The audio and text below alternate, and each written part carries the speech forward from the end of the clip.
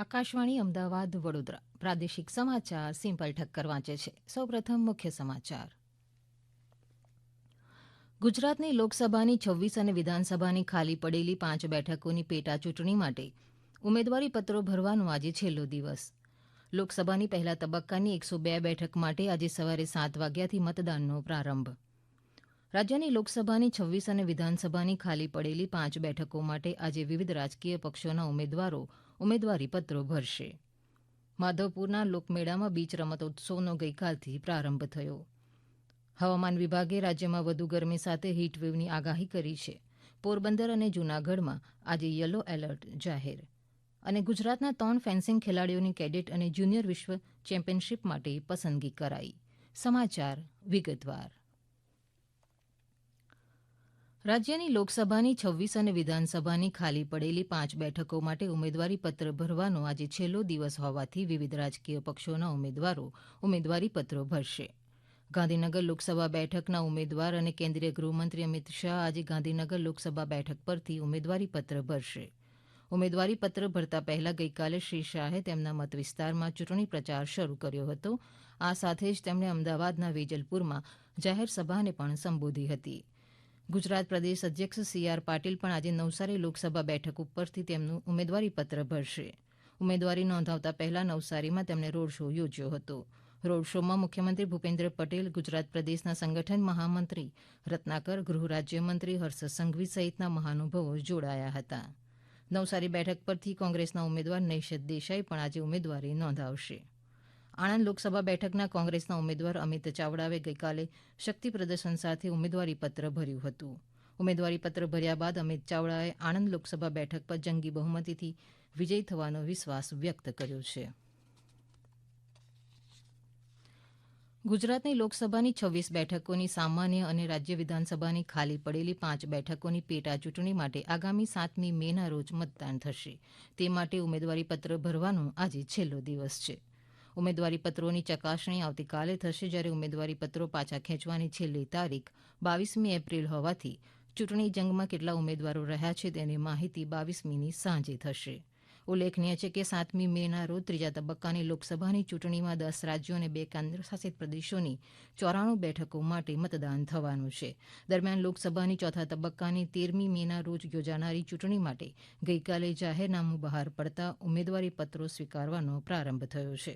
ચોથા તબક્કામાં 9 રાજ્યો અને 1 કેન્દ્રશાસિત પ્રદેશની લોકસભાની 96 બેઠકો માટે મતદાન થવાનું છે. આ માટે આગામી 25મી એપ્રિલ સુધી ઉમેદવારી પત્રો ભરી શકાશે.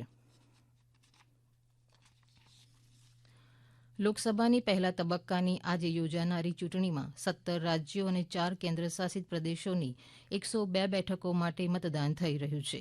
મતદાન આજે સવારના 7 વાગ્યાથી શરૂ થયું. કેન્દ્રીય ચૂંટણી પંચે પહેલા તબક્કામાં 1,63,000 મતદાન મથકો ઊભા કર્યા છે.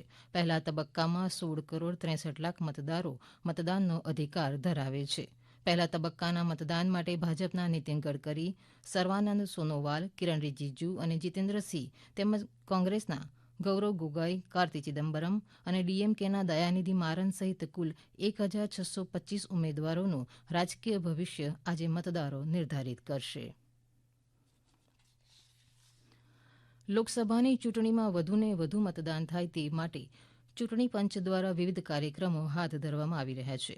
મહીસાગર જિલ્લામાં વિવિધ ગામોમાં ઘેર ઘેર જઈને શતાયુ મતદારોને મતદાનનું આમંત્રણ આપી મતદાર જાગૃતિ કાર્યક્રમનું આયોજન કરવામાં આવ્યું હતું અને ચૂંટણીમાં અચૂક મતદાન કરવા તથા કરાવવા માટે સર્વેને અપીલ કરવામાં આવી હતી. સાથે જ આરોગ્ય વિભાગ દ્વારા પણ મતદાર જાગૃતિ કાર્યક્રમ યોજવામાં આવ્યો હતો.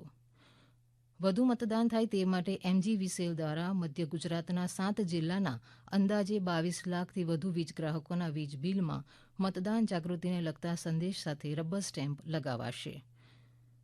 ગીર સોમનાથ જિલ્લામાં 1,166 આંગણવાડીઓમાં મમતા દિવસની ઉજવણી સાથે મહિલા મતદાન જાગૃતિ લાવવામાં આવી. વેરાવળ તાલુકા પંચાયત દ્વારા મતદાન જાગૃતિની અનોખી પહેલ શરૂ કરવામાં આવી છે, જે અંતર્ગત દરેક નાગરિકને આવકનો દાખલો, નોન ક્રિમિલેયર સહિતના દાખલાઓમાં અવશ્ય મતદાન કરોના સિક્કા મારીને આપવામાં આવે છે. આ સમાચાર આપ આકાશવાણીના અમદાવાદ વડોદરા કેન્દ્ર પરથી સાંભળી રહ્યા છો.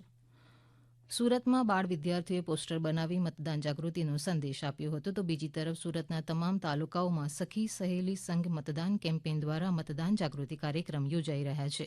રાજકોટ જિલ્લાના જસદણ તાલુકાના વિવિધ ગામોમાં મહિલા મતદાતાઓ પુરૂષ મતદાતાઓ જેટલું જ મહાપર્વમાં યોગદાન આપે તે અર્થે મતદાન જાગૃતિ અભિયાનનું આયોજન કરવામાં આવ્યું હતું.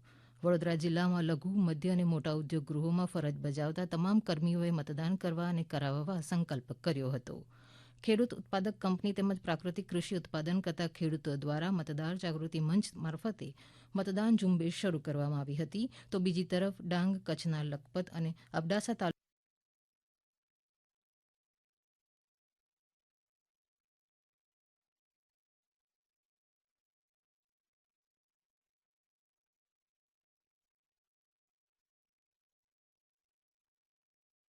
સાબરકાંઠા અને ભાવનગરમાં મતદાન જાગૃતિ કાર્યક્રમો યોજાયા હતા. ચૂંટણી ફરજ પરના કર્મચારીઓ પોસ્ટલ બેલેટથી મતદાન કરી શકે તે માટે ફોર્મ 12નું આદાન પ્રદાન કરવા માટે ગઈકાલે રાજ્યકક્ષાના પ્રથમ એક્સચેન્જ મેળાનું અમદાવાદમાં આયોજન કરવામાં આવ્યું હતું. આ પ્રસંગે મુખ્ય ચૂંટણી અધિકારી પી ભારતીએ આ મુજબ જણાવ્યું હતું. ઇલેક્શન કમિશન ઓફ ઇન્ડિયા દ્વારા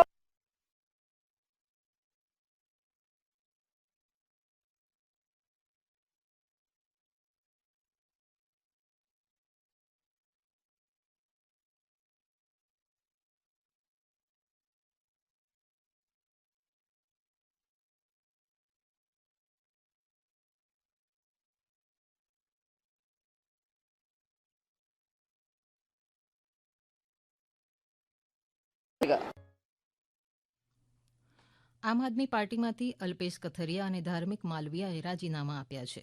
અમારા સુરતના પ્રતિનિધિ લોપા દરબારના જણાવ્યા મુજબ અલ્પેશ કથિરિયા આમ આદમી પાર્ટીના દક્ષિણ ઝોનના કાર્યકારી પ્રમુખ હતા જ્યારે ધાર્મિક માલવીયા ઓલપાડ વિધાનસભાની ચૂંટણી લડ્યા હતા. માધવપુરના લોકમેળામાં બીચ રમતોત્સવનો ગઈકાલથી પ્રારંભ થયો છે. આવતીકાલ સુધી ચાલનાર બીચ રમતોત્સવનું 17 એપ્રિલે વિધિવત ઉદ્ઘાટન કરાયું હતું. સ્પોર્ટ્સ ઓથોરિટી ઓફ ગુજરાત દ્વારા આયોજિત આ બીચ રમતોત્સવમાં જુડો અને ટેકવેન્ડોની સ્પર્ધા તેમજ handball, volleyball, site football, kabaddi, દોડ, રસ્સાખેંચ જેવી સ્પર્ધાઓ યોજવામાં આવી રહી છે. આ સ્પર્ધામાં ગુજરાત સહિત દેશના વિવિધ રાજ્યોના રમતવીરો ભાગ લઈ રહ્યા છે. આ ઉપરાંત પોરબંદરના માધવપુર બીચ ઉપર માધવપુર મેળામાં દરિયાકાંઠે રેતી શિલ્પ મહોત્સવ પણ યોજાઈ રહ્યો છે. આગામી 21મી એપ્રિલ સુધી યોજાનાર રેતી શિલ્પ મહોત્સવમાં ગુજરાતના 30થી 35 કલાકારો રેતશિલ્પ કૃતિઓ રજૂ કરવામાં આવી છે. જેમાં કલાકારોએ રૂક્ષ્મણી હરણ, માધવ વિવાહ, માધવપુર મેળાની પ્રતિકૃતિ, મોરપિંચ, શંખ, રામ મંદિર, મતદાન જાગૃતિ જેવા રેતશિલ્પ તૈયાર કર્યા છે.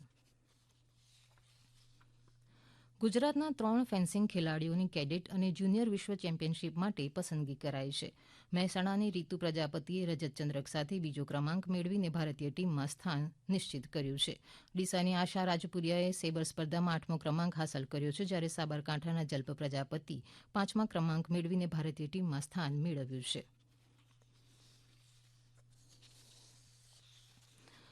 હવામાન વિભાગના જણાવ્યા પ્રમાણે રાજ્યમાં વધુ ગરમી સાથે હીટવેવની આગાહી કરવામાં આવી છે. જેમાં પોરબંદર અને જૂનાગઢમાં આજે યલો એલર્ટ જાહેર કરવામાં આવ્યું છે. 10થી વધુ શહેરોમાં તાપમાન 40 ડિગ્રીથી વધુ નોંધાયું છે. જેમાં સૌથી ગરમ શહેર અમરેલી 42.2 ડિગ્રી રહ્યું છે જ્યારે અમદાવાદનું તાપમાન 41.6 ડિગ્રી રહ્યું છે. એવી જ રીતે આ સમયગાળામાં રાજ્યમાં ઘણા સ્થળોએ લઘુત્તમ તાપમાન પણ સામાન્ય કરતાં 1થી 5 ડિગ્રી વધુ નોંધાયું છે.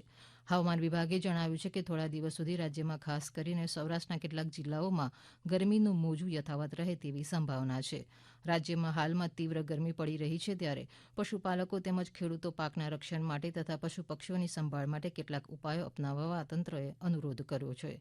પશુઓને લૂથી બચાવવા માટે તથા શુદ્ધ અને ઠંડુ પાણી પૂરું પાડવાની યોગ્ય વ્યવસ્થા કરવા જણાવાયું છે. ઉપરાંત નાગરિકોને બપોરના સમયમાં બહાર ન નીકળવા અને વધુમાં વધુ પાણી પીવાની સલાહ આપવામાં આવી છે. તે ઉપરાંત બહાર નીકળો ત્યારે સુતરાઉ કપડાથી શરીરને ઢાંકીને રાખવાની સલાહ આપવામાં આવી છે. ખાસ કરીને બાળકો, વૃદ્ધો તેમજ લાંબી માંદગી ધરાવતા લોકોને તડકાથી બચવાની અપીલ કરાઈ છે. અંતમાં મુખ્ય સમાચાર. ગુજરાતની લોકસભાની 26 અને વિધાનસભાની ખાલી પડેલી 5 બેઠકોની પેટા ચૂંટણી માટે ઉમેદવારીપત્રો ભરવાનો આજે છેલ્લો દિવસ.